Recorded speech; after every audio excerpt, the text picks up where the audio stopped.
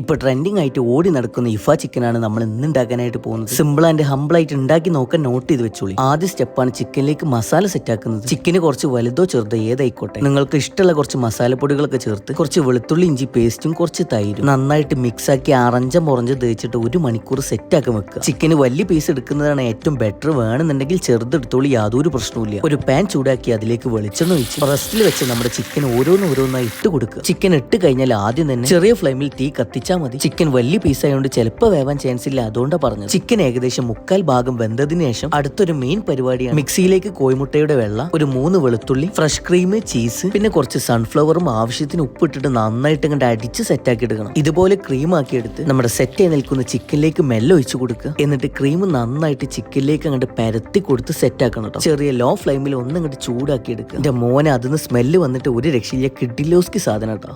Must try ആണ് കേട്ടോ. ഈ ഒരു സാധനത്തേക്ക് നല്ല റുമാലി റൊട്ടി കിട്ടണം. അത് കൂട്ടിങ്ങനെ അടിച്ചാലുണ്ടല്ലോ വാ. നമ്മുടെ ഇഫ ചിക്കൻ ഉണ്ടാക്കിയിട്ട് ഫീഡ്ബാക്ക് അറിയിക്കാൻ മറക്കരുത്.